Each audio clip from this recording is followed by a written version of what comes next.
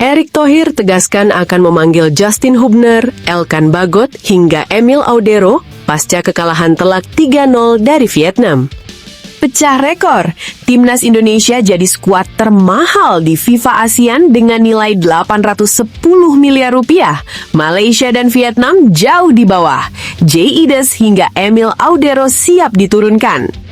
Bocor, ini penyebab Timnas Indonesia kalah telak 0-3 dari Vietnam.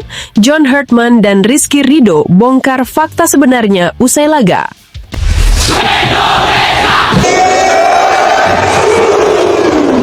Erick Thohir tegaskan akan memanggil Justin Hubner, Elkan Bagot, hingga Emil Audero pasca kekalahan telak 3-0 dari Vietnam.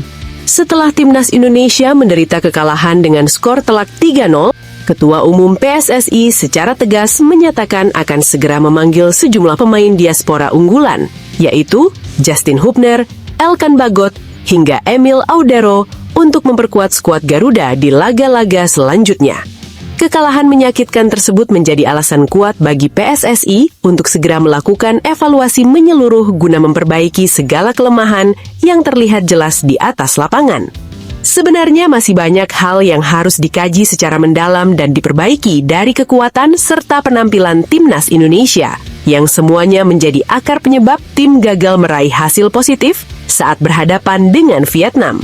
Mulai dari penyusunan strategi, penempatan pemain, hingga kesiapan fisik dan mental para pemain, semuanya kini masuk dalam daftar evaluasi menyeluruh agar kesalahan yang sama tidak terulang kembali di pertandingan-pertandingan yang sangat menentukan ke depannya. Kini syarat mutlak yang harus dipenuhi adalah Timnas Indonesia wajib meraih kemenangan saat berhadapan dengan Singapura. Hasil kekalahan tersebut mengubah peta kekuatan di klasemen sementara, di mana Timnas Indonesia kini menempati peringkat ketiga dengan perolehan 6 poin. Sementara itu, Singapura berada di posisi kedua dengan 7 poin, dan Vietnam memimpin daftar di peringkat pertama juga dengan 7 poin, namun unggul dalam selisih gol dibandingkan Singapura, sehingga posisi tiap tim masih saling berdesak-desakan dan belum ada yang merasa aman. Melihat hasil yang kurang memuaskan tersebut, PSSI pun segera mengambil langkah tegas. Erick Thohir pun menyampaikan kritik secara langsung kepada jajaran Komite Eksekutif PSSI lantaran dinilai belum mampu menyelesaikan segala urusan pemanggilan, sehingga pemain seperti Justin Hubner belum dapat segera perkuat tim saat bertanding melawan Vietnam. Saya tetap memegang keyakinan penuh pada John Herdman untuk membangun timnas yang tangguh dan berdaya saing secara bertahap. Tujuan kita jelas, bukan hanya di Asia Tenggara, melainkan juga bersaing di tingkat Asia hingga panggung dunia. Semua ini butuh waktu dan kesabaran, ujar Erick. Namun di sisi lain, bagaimanapun hebatnya kemampuan seorang pelatih menyusun strategi dan taktik di atas kertas, ia tidak akan bisa bekerja secara maksimal dan memberikan hasil yang diharapkan apabila para pemain pilihan yang diharapkan mampu memberikan perubahan tersebut belum dapat dipanggil dan turun langsung membela timnas di lapangan hijau. Vietnam pemain naturalisasinya pemain yang main di Liga Vietnam, jadi mudah dipanggil, itu kelebihan mereka. Dan saya sudah bilang dari kemarin, ujian terberat Timnas Indonesia melawan tim ini. Karena Vietnam juga sudah berhasil dalam mengembangkan sepak bolanya dari dulu. Itu harus kita akui, tegas Erick. Meskipun Erick mengakui Vietnam kuat, tapi Erick juga tak ingin Timnas Indonesia kalah. Ya, tapi harusnya kita tidak kalah. Nanti biar saya ngomong exco, bagaimana kalau bisa panggil pemain diaspora? Tanpa pemain diaspora, kita sulit untuk bersaing di Piala AFF ini. Justin ada, Paes dan Emil ada. Kalau cuma sebentar untuk di laga final, saya rasa dilepas. Ya, tapi paling tidak Justin bisa hadir vs Singapura dulu untuk memastikan lolos ke semifinal, tutur Erick. Kalau lolos ke semifinal, ya kiper kita tambah, back juga kita tambah. Ada Elkan juga lagi tidak sibuk. Kalau cuma main 2 kali, siapa tahu dilepas. Jelas Erick penuh harap. Tapi kalau lawan Singapura, kita tidak bisa panggil Elkan maupun kiper, karena waktu udah mepet. Jadi ada waktu pendaftaran juga. Beda dengan Justin sudah kita daftarkan. Jadi harapannya Timnas Indonesia vs Singapura ada Justin, dan bisa menang untuk memastikan lolos, baru Emil dan Elkan kita panggil, tegasnya. Erik juga meminta publik mengakui kualitas Vietnam yang memang menjadi salah satu kekuatan utama di Asia Tenggara saat ini. Jika kita tidak bisa datangkan seluruh pemain diaspora, kita harus mengakui Vietnam adalah tim tangguh dengan rekam jejak gemilang. 3 gelar juara AFF telah membuktikan kualitas mereka, ucapnya tegas. Namun kalau kita bisa panggil pemain diaspora, saya yakin hasilnya berbeda. Meski baru saja menderita kekalahan pahit, Erik tidak patah semangat. Ia menegaskan peluang timnas Indonesia melaju di turnamen ini belum sepenuhnya hilang. Saya yakin peluang masih terbuka. Turnamen ini punya dinamika sendiri. Semoga saat menghadapi Singapura nanti, kita bisa bangkit kembali, tandasnya. Kekalahan dari Vietnam menjadi pukulan berat bagi skuad Garuda yang sebelumnya tampil meyakinkan di 2 laga awal. Kini laga kontra Singapura menjadi pertandingan penentu, sekaligus kesempatan berharga bagi Marcelino Ferdinand dan rekan-rekannya untuk menjaga harapan melangkah ke babak selanjutnya. Di sisi lain, Erick Thohir membocorkan soal dirinya, apakah bakal mencalonkan diri lagi sebagai Ketua Umum PSSI. Mantan Menteri BUMN yaitu Ketua Umum PSSI Erick Thohir memberikan tanggapan mengenai kemungkinan dirinya kembali maju dalam bursa pemilihan Ketua Umum PSSI pada periode mendatang. Menurutnya, pembahasan mengenai pencalonan kembali bukanlah prioritas utama. Ia menilai yang jauh lebih penting adalah memastikan kepemimpinan PSSI dipegang oleh sosok yang memiliki kapasitas dan komitmen untuk membawa sepak bola Indonesia ke arah yang lebih baik. Sebelum mengambil keputusan, saya akan lebih dahulu berkomunikasi dengan pemerintah dan FIFA. Setelah itu, masyarakat sepak bola yang akan menentukan pilihannya. Jadi persoalannya bukanlah apakah saya bersedia atau tidak, melainkan siapa yang paling tepat untuk memajukan sepak bola Indonesia.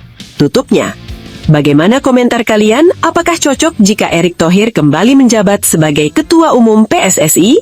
Silahkan komentar di kolom komentar.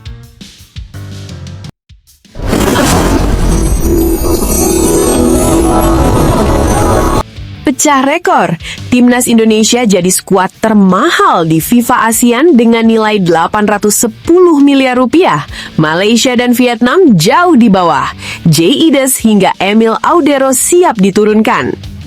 Luar biasa sekali. Setelah hasil pengundian atau drawing resmi untuk ajang bergengsi FIFA ASEAN 2026 akhirnya keluar dan dibacakan dengan penuh harap oleh seluruh pecinta sepak bola di tanah air, timnas Indonesia yang kini kita banggakan ternyata telah memutuskan dengan tegas dan penuh keyakinan bahwa mereka akan langsung menurunkan pasukan inti atau pasukan utama yang merupakan kekuatan terbaik yang dimiliki saat ini untuk tampil dan berjuang habis-habisan di ajang turnamen yang sangat bergengsi tersebut.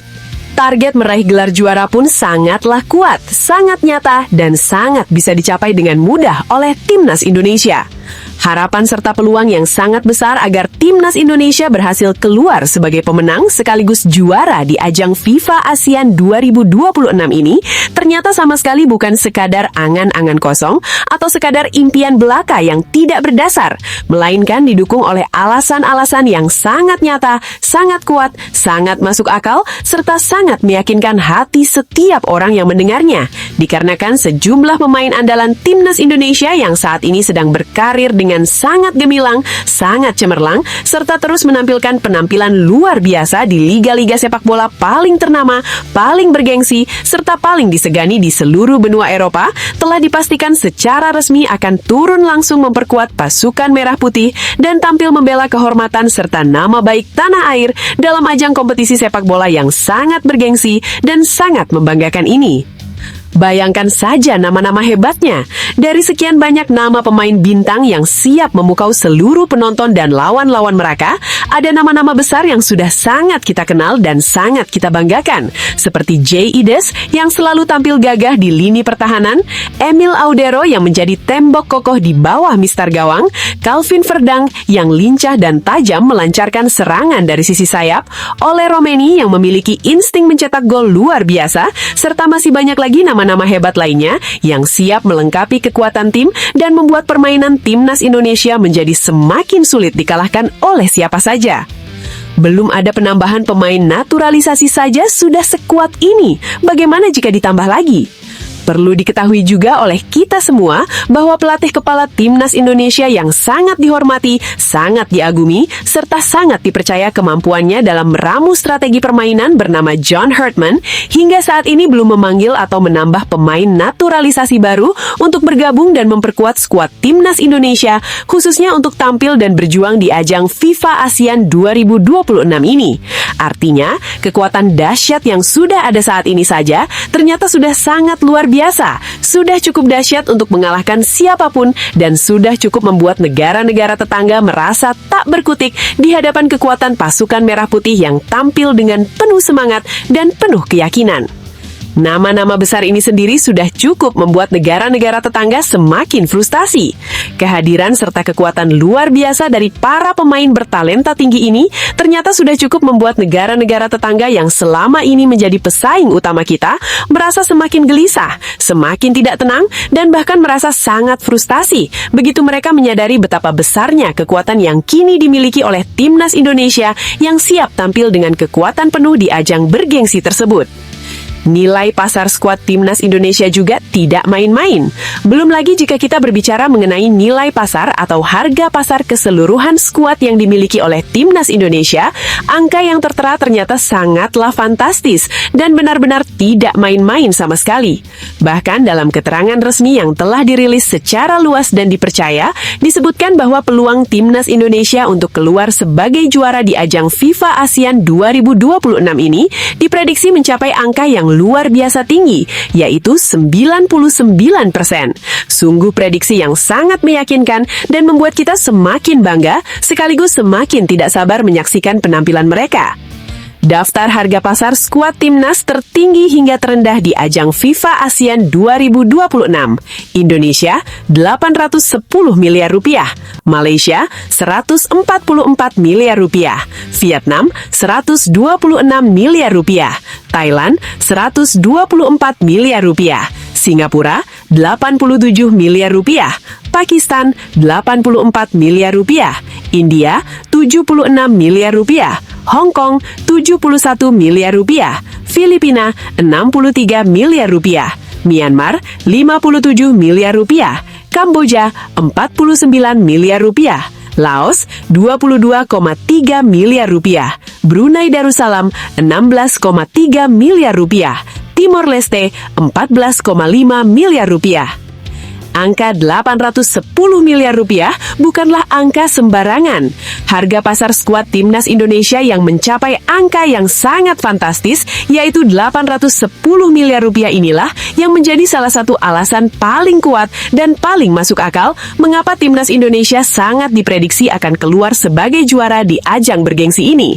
Angka tersebut sungguh bukan angka yang bisa dianggap remeh atau sekadar angka biasa saja. Dan jika kita mencoba membandingkannya dengan kekuatan negara-negara pesaing seperti Malaysia, maka sungguh luar biasa perbandingannya.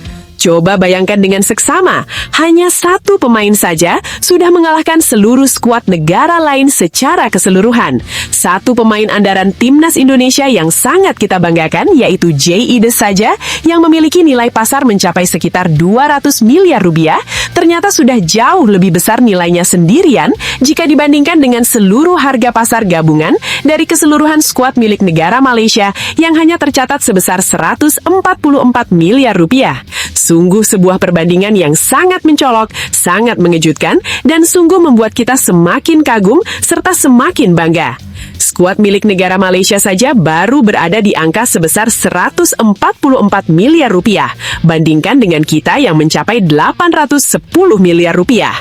Jadi bisa dibayangkan dengan sangat jelas betapa jauhnya selisih kekuatan dan selisih nilai pasar yang dimiliki oleh timnas Indonesia dibandingkan dengan negara-negara tetangga yang selama ini kita anggap sebagai pesaing-pesaing terkuat di kawasan ini.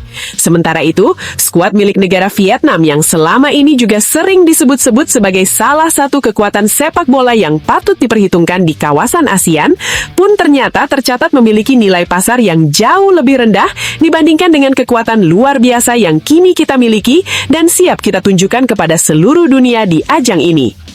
Timnas Indonesia resmi tergabung dalam grup A yang sangat menarik perhatian banyak pihak dan diprediksi akan menyajikan pertandingan-pertandingan yang sangat seru serta sangat menegangkan, di mana dalam satu grup yang sama dengan Indonesia, terdapat juga negara India yang memiliki kekuatan yang patut diperhitungkan, negara Malaysia yang tentu saja akan berusaha tampil sebaik mungkin, serta negara Singapura yang juga tidak akan menyerah begitu saja. Jadi kita akan langsing berhadapan dengan beberapa pesaing sekaligus sejak babak penyisihan grup dimulai nanti. Dan sudah bisa dibayangkan betapa serunya setiap pertandingan yang akan berlangsung, serta betapa sulitnya bagi negara-negara lawan yang berada di dalam grup yang sama untuk berusaha menghentikan langkah dahsyat dari kekuatan penuh Timnas Indonesia yang siap menampilkan kemampuan terbaiknya di setiap kesempatan.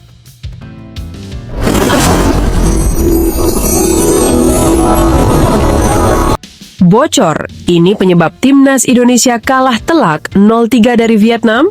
John Herdman dan Rizky Ridho bongkar fakta sebenarnya usai laga. Di laga ketiga fase grup Piala AFF 2026 yang berlangsung meriah di Stadion Pakansari Senin 3 Agustus 2026, skuad Garuda harus menelan pil pahit kekalahan telak 0-3 dari tim kuat Vietnam. Hasil memukul mundur ini langsung menurunkan posisi Indonesia ke peringkat ketiga klasemen sementara grup A. Artinya, di laga penentuan nanti melawan Singapura, kemenangan mutlak wajib diraih. Tak ada jalan lain jika masih ingin menjaga asa melaju ke babak semifinal. Pengakuan jujur John Herdman, fase awal jadi penentu segalanya, keseimbangan tim belum terjaga. Pelatih kepala John Herdman tak menutup mata, ia langsung menunjuk akar masalah. Kekalahan ini bermula dari kesalahan fatal yang terjadi sejak peluit pertama berbunyi. Tim belum siap menghadapi tekanan serta permainan fisik keras yang dipakai Vietnam dalam 10 hingga 15 menit pertama, fase yang menurutnya adalah kunci seluruh pertandingan. Kami memberikan hadiah gol terlalu mudah kepada lawan. Begitu Anda memberi celah seperti itu kepada tim sehebat Vietnam, maka seluruh jalannya pertandingan akan menjadi sangat berat. Mereka dengan cerdas memanfaatkannya, lalu mengandalkan serangan balik yang terus-menerus datang dan terbukti sangat mematikan. Enggap Herdman dengan nada tegas. Setelah unggul lebih dulu, Vietnam tak lagi memaksakan diri menguasai bola sepenuhnya. Mereka memilih mundur, menunggu Timnas Indonesia kehilangan keseimbangan dan berbuat salah, lalu langsung melesat melancarkan serangan balik yang tajam dan cepat. Terjebak dalam jebakan itu, Indonesia kewalahan menyusun serangan dan sama sekali gagal membalas gol. Herdman juga mengakui adanya kelemahan krusial. Keseimbangan antar barisan tim belum terjaga saat beralih ke fase menyerang. Terlalu banyak pemain ikut maju ke depan, sehingga barisan pertahanan menjadi kosong melompong. Ruang yang luas itu langsung disambar Vietnam untuk melancarkan serangan balik yang mematikan. Pelatih asal Inggris ini menegaskan, yang paling harus dibenahi bukanlah pola permainan menyerang yang diterapkan, melainkan kemampuan seluruh pemain membaca situasi dan mengatur ritme pertandingan, terutama di 15 menit awal yang menentukan nasib seluruh laga. Kami perlu tampil lebih siap dalam menghadapi tekanan sejak menit pertama pertandingan. Tim harus mampu menjaga kekompakan dan organisasi permainan, baik ketika membangun serangan maupun saat bertahan. Sebagai pelatih, saya bertanggung jawab penuh untuk memastikan semua itu dapat dijalankan dengan baik, tegasnya. Meski hasilnya menyakitkan, Herdman tak akan mengubah gaya permainan andalan tim. Ia tetap meminta anak asuhnya tampil berani, aktif menyerang, dan membangun serangan dari bawah. Namun ada satu hal yang wajib ditingkatkan berkali-kali lipat, kedisiplinan saat beralih dari fase menyerang menjadi bertahan. Tim ini dibangun dengan filosofi bermain menyerang dan terus memberikan tekanan di wilayah pertahanan lawan. Kami tidak ingin hanya bertahan di area sendiri sambil menunggu kesempatan muncul. Pendekatan tersebut memang menuntut keberanian dan memiliki resiko, sehingga harus diimbangi dengan pengelolaan yang tepat. Kami perlu menemukan keseimbangan antara agresivitas saat menyerang dan disiplin ketika bertahan. Pengaturan tempo permainan dan transisi dari menyerang ke bertahan maupun sebaliknya menjadi aspek utama yang akan kami maksimalkan dalam persiapan menghadapi laga penting kontra Singapura.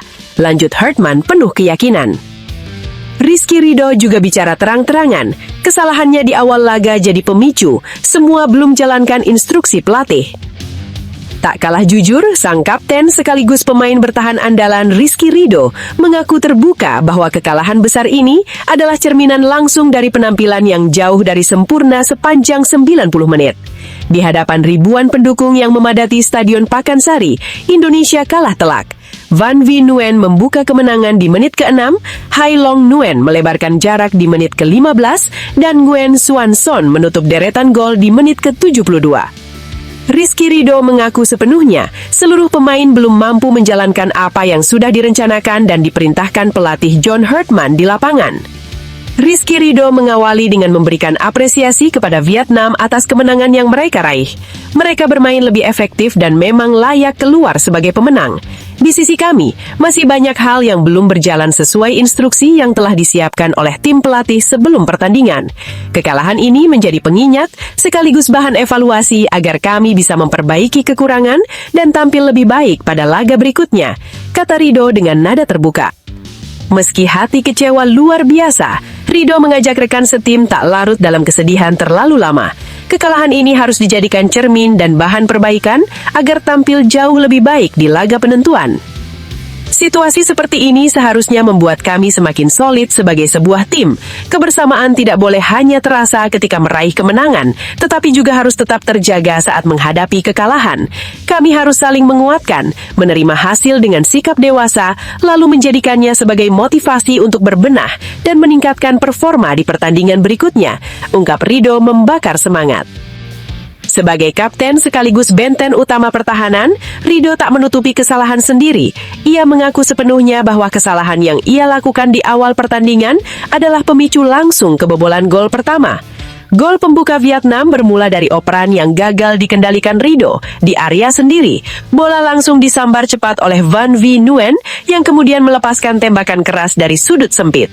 Tak tertahankan oleh kiper Nadeo Argawinata. Saya mengakui performa saya hari ini jauh dari harapan. Ada beberapa kesalahan yang saya lakukan hingga berdampak pada gol-gol yang bersarang ke gawang kami, dan saya bertanggung jawab penuh atas hal itu. Pengalaman ini akan saya jadikan bahan pembelajaran agar bisa tampil lebih baik dan tidak mengulangi kesalahan serupa pada pertandingan berikutnya, ujar Ridho. Pertandingan ini kembali mengingatkan kami bahwa satu kesalahan kecil saja dapat memberikan konsekuensi yang sangat besar. Karena itu, kami akan melakukan evaluasi secara menyeluruh, memperbaiki setiap kekurangan, dan mempersiapkan diri seoptimal mungkin untuk menghadapi laga penentu melawan Singapura. Kami juga berharap dukungan serta doa dari seluruh masyarakat Indonesia agar tim mampu bangkit, menampilkan permainan terbaik, dan meraih hasil yang kami incar. Tutup Ridho penuh optimisme. Kekalahan 0-3 dari Vietnam menunjukkan bahwa persoalan timnas Indonesia bukan hanya soal kualitas individu, tetapi juga kesiapan menghadapi tekanan sejak menit pertama.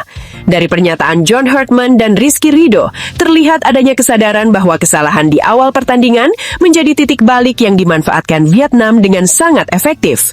Vietnam tampil disiplin, efisien, dan berhasil menghukum setiap kesalahan Indonesia melalui serangan balik yang terorganisir.